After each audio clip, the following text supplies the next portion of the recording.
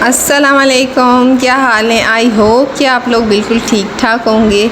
आपने वीडियो के शुरू में देख ही लिया होगा कि भाई आप भी तो मेरी घर की सेटिंग ही चल रही है और सेटिंग नहीं किया हुआ है मुझे इतना तंग कि एक दफ़ा ही मियाँ जी सारे काम करवा देना तो मैं हो जाऊँ रिलैक्स। उनको भी टाइम नहीं मिल रहा और मुझसे भी इतना कुछ ज़्यादा एकदम से होता नहीं है। तो आज मैंने थोड़ा सा ना पर्दे वगैरह सेट करवाने थे, तो बहुत दिनों से यही था कि बस कोई आए पर्दे वाला तो पाइप वगैरह लगा जाए तो फिर मैं करती हूँ। अच्छा, मैं कहती हूँ ना अच्छी चीज़ हमेशा चलती है। मतलब मेरा ये मानना है कि अगर ब्रांड या अच्छी चीज़ होती है तो चलती तो भाई है। तो ये मेरे थोड़े पुराने, मतलब पहले मैं उस घर में लगाती थी इनको, लेकिन मैंने बहुत कम यूज़ किए थे। लेकिन क्वालिटी में अगर चीज़ अच्छी हो ना तो भाई वो तो आपके काम आ ही जाती है। फिर एक वक्त हुआ मेरा दिल इनसे उकता गया और मैंने इन्हें रख दिया। रखने के बाद देखें आज माशाल्लाह वो मेरे इतने अच्छे काम आ रहे हैं। जब ये मैंने बनवाए थे तब भी मैंने काफ़ी एक्सपेंसिव और अच्छे कपड़े से बनवाए थे, तो वो चीज़ अभी तक मेरे काम आ रही है। तो मैंने कहा चलें ईद भी आ रही है तो थोड़े घर की हालात कुछ करती हूँ दुरुस्त और साथ साथ आपसे शेयरिंग भी करती हूँ। अच्छा, मुझे ना जब तक घर प्रॉपर सेट ना हो मुझे मज़ा ही नहीं आता ना। मैं बड़ी इस चीज़ की शौकीन हूँ कि घर जो होता है ना सेटिंग में होना चाहिए प्रॉपर तरीके से। तो फिर बस, और लेकिन मैं अभी कह बिल्कुल भी नहीं रही क्योंकि मियाँ जी के ऑफ़िस के काम है। मैंने कहा बस आहिस्ता आहिस्ता करके ही हो जाएगा, और एकदम से हुआ तो फिर मुझे वो खुशी भी नहीं होगी ना। रेगुलर बेसिस पे एक एक काम होता है तो मज़ा भी आता है। पर्दे कुछ लंबे थे तो मैंने इनको कुछ ना कुछ किया। इसी तरह मेरे सोफ़ों का कंट्रास्ट भी ग्रीन था तो ग्रीन से पर्दों की मैंने मिक्स एंड मैच करके ग्रीन पर्दे लगा दिए। अच्छा, मेरे पाइप का बड़ा मसला आ रहा था जो मैंने पिछले दिनों आपसे बताया था कि मेरा सिलेंडर बिल्कुल बीच में पड़ा था और मुझे मज़ा बिल्कुल नहीं आ रहा था। तो फिर वो शुक्र है कि सिलेंडर जब आए तो मतलब तो फिर इस तरह से मैंने पाइप को भी पीछे करके रखवा दिया और सिलेंडर को मैंने पीछे ग्रिल में रखवा दिया, और अब इस तरह से मेरी इसकी लुक है। बकरा ईद तो बकरे देखने का इतना मज़ा आता है ना। हम ग्रिलों से ता कर रहे थे जगह जगह पर माशाल्लाह कुर्बानी के जानवर, और मैं ये सारी तैयारी कर रही हूँ क्योंकि मुझे ये है कि अपने ससुराल जाना है। ईद तो भाई अपनों के साथ होती है और अल्लाह पाक बस कहते हैं ना कि दिलों में मोहब्बतें रखें। ईद तो वैसे ही होती है, एक बहुत अच्छा त्यौहार है, लेकिन इसमें आपकी मोहब्बतें, आपके अपनों की मोहब्बतें, आपका अपना किरदार अच्छा हो और सबसे मुखलिसी से मिले तो मज़ा आता है। ये मैंने आपसे पिछले दिनों ज़िक्र किया था कि अम्मी के पास मेरे पार्सल है, तो ये मेरी अम्मी ने मुझे भिजवाए माशाल्लाह माशाल्लाह।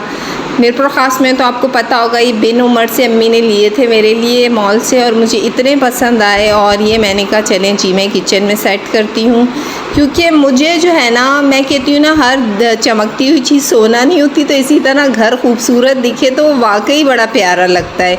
मतलब घर की जो है क्लीनिंग और उसकी साफ़ सफाई, उसकी खूबसूरती, तो वो तो जाहिर सी बात है आपके अपने ऊपर होती है। तो ये बस मैं थोड़े थोड़े काम कर रही हूँ। साथ ही मैंने कहा कि अब जाना तो ससुराल है, लेकिन मैं थोड़ा सा ना घर से कुछ बना के जाऊँगी। और ये कपड़े सारे इसी तरह पड़े हुए, यकीन माने अभी तक मेरे जो ड्रेसेस हैं ईद के उसका भी मेरा दुपट्टा नहीं आया। वो ड्रेस भी मैंने मंगवाया था बच्चों के, कुछ ना कुछ मैंने कपड़ों का कर दिया। ये मेरा ईद का ड्रेस है जिसको मैंने जेटोट से मंगवाया है और इसका अभी तक दुपट्टा नहीं आया। ये मैं आपको प्रॉपर तरीके से ईद पर ही दिखाऊंगी ना। कुछ तो कहते हैं ना कि सीक्रेट होना चाहिए। मियाँ जी आए थे तो ये बैग में से कुछ कपड़े तो निकल गए थे जो वॉश करने वाले थे, कुछ इसी तरह ही पड़े थे। तो मैंने कहा चलें जी अब अपना जाने का बैग बनाना है, क्योंकि अब ससुराल जाना है तो फिर अपनी तैयारी करनी है। अच्छा, मैं वहाँ रफ टफ यूज़ के कपड़े छोड़ कर आई हूँ, लेकिन जो ईद के हैं वो मुझे लेके जाने। अच्छा, मैं वहाँ थी, मुझे इतनी प्रॉब्लम हुई इतनी प्रेस करने की, तो भाई मैंने कहा जी घर से प्रेसिंग करो और बैगों में भरो, क्योंकि अब भाई माहौल ऐसे ही है, जैसा वक्त चलता है इंसान को वैसे ही बन जाना चाहिए। मैं प्रेस कर रही थी। अच्छा, मुझे कल तक तो बिल्कुल खुशी नहीं थी कि मैंने मतलब जाना है, मैं थक गई हूँ, क्या मैं रोज़ आना जाना। लेकिन आज जब मुझे लगा कि चांद रात है तो थोड़ी थोड़ी सी जो है ना एक दिल में वाइब्स और अच्छी अच्छी सी फीलिंग्स भी आई। कुछ घर की भी सेटिंग हो गई, किस किचन की हुई, तो मुझे कुछ मेरे मूड स्विंग्स अच्छे हो गए। अच्छा पता नहीं कौन कहता है कि भाई को आपके काम बिखरे और आपको मज़े से नींद आ जाती है। मुझे तो भाई नींद भी नहीं आती ना अगर मेरी चीज़ें मतलब अनबैलेंस हो इधर उधर, तो मैं बिल्कुल डिस्टर्ब सी रहती हूँ। अच्छा बस भाई की निकाह सेरेमनी के बाद बस घर में यही छोटे बड़े काम किए और आते ही मेरे बस यही थी कि मुझे जाना है ससुराल क्योंकि ईद वहीं करनी है। अच्छा किसी ने मुझसे पूछा कि आप यहीं ईद कर लेना, आप ससुराल क्यों जाती हैं ईद करने? तो मैं आपसे बताती हूँ, मैं ससुराल इसलिए जाती हूँ कि जिनके बेटे हैं उनकी माएँ कितना इंतज़ार करती होंगी अपने बच्चों का। ये तो मेरी मजबूरी है, मैं यहाँ रहती हूँ, लेकिन मैं कहती हूँ ना कि ईदें तो माँओं से होती हैं, ईदें तो अपनों से होती हैं और ये समझ की बात है। मैं शुरू से कहती हूँ मकाफ़ात अमल ज़िंदगी, आप जो एक चीज़ बोते हैं वही आप काटते हैं, जो आप कन्वर्ट करते हैं अपनी नस्लों में वही आपको मिलता है। अच्छा मैं उन बहुओं में से बिल्कुल नहीं हूँ, मैं बिल्कुल पॉजिटिव थिंक की मालिक हूँ। गुस्सा अपनी जगह होता है, कभी इंसान है, इंसान घरों में रहता है तो कुछ चीज़ें अच्छी होती हैं कुछ बुरी होती हैं, लेकिन मेरा मानना है कि जो माँ बेटे का रिलेशन या बहू या बेटी का रिलेशन ना, उसमें आपको कुछ तकाज़ात या कुछ ऐसे मामले होते हैं कि आपको उनकी अच्छाइयाँ याद करते हुए और अच्छे वक्त को याद करते हुए दरगुज़र करना चाहिए। अच्छा मैंने साथ में थोड़े से कबाब भी बना लिए क्योंकि मियाँ जी भाई वहाँ जाते हैं तो मियाँ जी के फ्रेंड्स तो आ ही जाते हैं ना, और मैं कहती हूँ कि हमेशा ईद पे थोड़ी बहुत तो तैयारी रखनी चाहिए। अच्छा मैं वहाँ थी ससुराल में, तब भी ना मैं बड़ी भरपूर तरीके से चाँद रात में कुकिंग करना और ये वो, तो मैंने कहा चलें जी आज मैं यहीं से ही ना जो मैं कुछ कर सकती हूँ वो कर लेती हूँ, क्योंकि मैं इस चीज़ की बड़ी काहिल हूँ कि भाई ईद तो भाई चीज़ों से ही होती है, आपके पास हर चीज़ होनी चाहिए। और फिर वहाँ जाके मुझे थोड़ा सा ये भी है कि फिर बच्चे हैं या कोई बाहर से गेस्ट वगैरह आ जाते हैं तो आपके पास चीज़ें होनी चाहिए। मैं एक छोटा सा केक बना रही हूँ जिसके लिए मैंने मैदा 3 चम्मच लिया है और बिल्कुल झटपट सा केक है जो मैं आपको उसकी रेसिपी बताती हूँ। मैंने 4 चम्मच जितने इसमें शक्कर के डालें और मैं इसको ब्लेंडर में ब्लेंड करके इतनी आसानी से केक बनाऊंगी कि आप, ये केक मुझे कस्टर्ड के लिए चाहिए था तो मैंने कहा क्यों मैं पैसे ज़ाया करूं, घर में ही बनाती हूँ। और ये मैंने 1 अदद अंडा डाल दिया।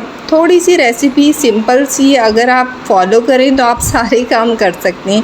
शक्कर, मैदा और अंडा, और उसके बाद हम इसमें डालेंगे ऑयल और बहुत ही आसान है, बेकिंग पाउडर में डालूँगी हाफ़ टी स्पून मैंने बेकिंग पाउडर, अब मैंने नापा तोपा नहीं है लेकिन आप लोग अगर चाहें तो नाप के डाल सकते हैं। मैं छोटा सा केक बना रही हूँ जो मेरे कस्टर्ड के लिए हो, और आधा कप जितना मैंने इसमें तकरीबन ऑयल डाला। अच्छा मैं जो शुरू से ना मैं कभी नमक भी नहीं टेस्ट करती, मेरा ये है कि बस मैं खड़ी हो गई और मैंने बस कुकिंग कर ली। लेकिन आपको मैं बता रही हूँ कि आप अपने मतलब अगर एक छोटा सा केक बना रहे हैं तो ये सब चीज़ें ब्लेंडर में अच्छे से ब्लेंड कर लिया, बिल्कुल इजी सा है। वहाँ मेरे लिए थोड़ा मसला होता था कि बिजली का थोड़ा होता था, यूनिट उसका बिजली की थोड़ा मसला होता था, तो मैं कभी भी ना उस तरह से बेक नहीं कर पाती थी ना, मतलब अपने केक्स को। अच्छा मैंने इसमें गलती से छोटा सा बाउल ले लिया, बाद में मुझे बड़ा एहसास हुआ यार ये मैंने क्या कर दिया। फिर वो बात अलग है कि मैंने फिर से इसे चेंज किया, लेकिन आप बाउल हमेशा बड़ा रखिएगा। मैं हमेशा कहती हूँ कि जब भी केक बनाएं तो उसके आधे जितनी आपकी लेयर केक की और आधा आपका जो भी आप बना रहे हैं ना, तो आधा तो बिल्कुल खाली होना चाहिए। अच्छा मैंने इसमें से अच्छे से ये जितना भी था ना, सारा जो टेक्सचर इसके अंदर था वो निकाल लिया। अच्छा मैं आपको बता रही थी ईद की तैयारी तो क्या थी, फेशियल वगैरह और बालों की कटिंग तो वो भाई के निकाह की वजह से सारा कुछ हो गया था, लेकिन मैंने बर्तन धो के मैंने कोशिश की कि भाई मेरी मेहंदी उतर जाए और मैं बाद में मेहंदी ज़रूर लगाऊंगी। अच्छा मैंने इसमें बेक करने के लिए रख दिया। मैंने केक इसमें तकरीबन 4 से 5 मिनट तक किया और ये देखिए माशाल्लाह मेरा केक बिल्कुल तैयार था। इसको मैं साइड पे रखूँगी। साथ ही मेरे कबाबों का मसाला भी रेडी था, थोड़े से कबाब बना रही थी मैं, साथ साथ बच्चों को भी नाश्ता देना होता है। एक औरत की ज़िंदगी ना कुछ इसी तरह की होती है, उसने सारे काम देखने होते हैं। मेरे वहाँ बैग खुले हुए थे, यहाँ मेरी चीज़ें इस तरह से थी, बच्चों को नाश्ता भी करवाया। और सुकून से बैठ के भाई मैंने अपनी चाय एंजॉय की। मैंने कहा बाकी काम बाद में हो जाने, कोई नहीं है, लेकिन मैं थोड़ी सी मिस उस चाय को करती हूँ जो मैं सबके साथ बैठ के गप्पे शप्पे लड़ाती थी। साथ ही मैंने इसमें से चिकन में से सारी जो थी ना हड्डियाँ वगैरह निकाल के मैं तो इसी में ही पीस लेती हूँ, क्योंकि जब इतनी अच्छे से कुकर में दाल गल जाती है ना, एक अदद अंडा और सिंपल है हरा धनिया पुदीना जो जो आपके पास है आप वो डाल दें। और मैंने हमेशा आपको कबाबों की रेसिपी तो बहुत बार बताई है, आई थिंक आपको पता ही होगा। तो बस इसी तरह से मैंने हरी मिर्ची वगैरह डाल दी। मैंने कहा जल्दी से कबाब रेडी करूं और साथ ही मैंने कहा इसी तरह से मैं अपने काम ख़त्म करूं, क्योंकि फिर मैंने शाम में निकलना है। ये व्लॉग आज ही का ही दिन का है जो मैं आपसे शेयर कर रही हूँ, ये सब आज ही का ही था। तो मैंने कहा अपलोड कर लेती हूँ, फिर ये होगा कि इंशाल्लाह आपसे फिर मैं ईद का व्लॉग शेयर करूँगी ना।